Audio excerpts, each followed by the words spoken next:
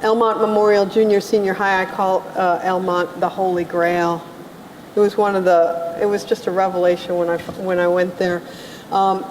It's about 77% African American.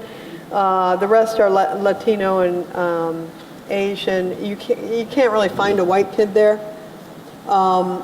It's not high poverty. It's really a working class school.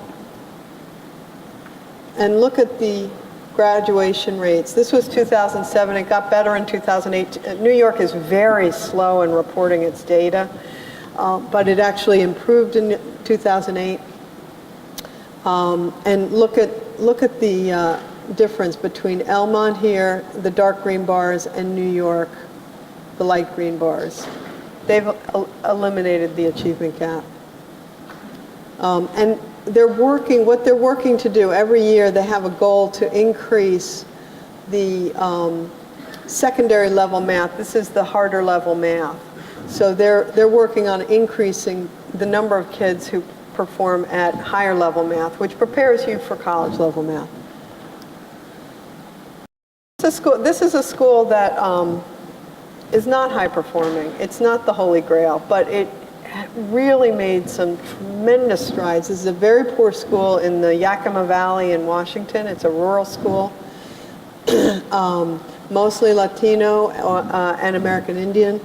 And look at the improvement. They started in 2001, 20%, only 20% of kids met the state reading standards. By 2008, it was very close to the state average, which is represented by the red line. Writing, the same thing. The graduation rates, they went from lower than 50% to 90% in 2008. I went out for the graduation, and it was just remarkable. There was a mother holding a little baby, and I actually thought it was her granddaughter. That was a little awkward. But it was her youngest baby. Her oldest baby was graduating from high school. She had dropped out of high school in order to have her oldest. And now she came to every rehearsal, and she was there with all her kids for the graduation. And that was her 8th kid. The baby in arms was her 8th kid. And she said, this is a special day for my daughter, but it's really a special day for me because I couldn't graduate. So I'm there at the graduation, and her mother comes up to me and says, I have 3 granddaughters who are graduating today. And she said, I had to leave school when my father died, and I had to go into the fields. And that was when I was 11. And she was only able to get a few of her kids to graduate from high school, and it's her plan to get all 18 of her grandkids graduating from high school. And that's the power of a really powerful school. I don't want you to think Ranger had it all figured out. This is their math results. The blue is their math results. A little scary. They did not have it all figured out, but they had it figured out enough to get their kids graduated, and most of them went on to some kind of post-secondary experience. So I know what you're thinking. How did these schools become so successful? It might be helpful to talk a little bit about what ordinary schools are like. I'm not supposed to really show that. I'm supposed to remember everything. I don't like reading PowerPoints, but that's just to give me a memory. But in ordinary schools, teachers work in isolation. They don't often have a clear idea of what they're supposed to teach and when they're supposed to teach it, because they're making it up. Often they're told, you're in that room.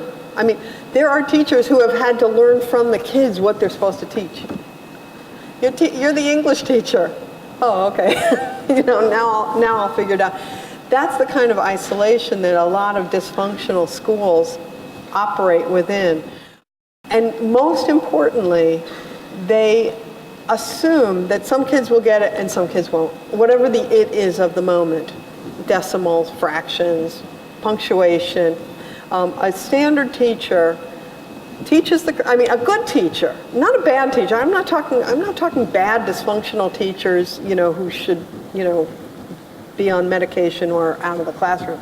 I'm not talking about them. I'm talking about, conscientious teachers. They teach the whatever it is they figured out to teach, they give a test, they grade it, and they move on to the next unit. And if a kid asks for help, they'll give them some help. That's a standard. That's standard. That's not dysfunctional in the sense of, wildly out of the norm. That's the norm.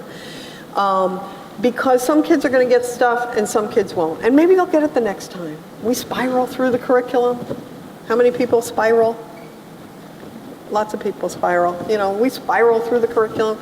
So they'll get fractions the next time. Maybe they'll pick it up next time. That's not how these schools operate. In these schools, they figure out what it is kids need to know, and then they make sure they know it.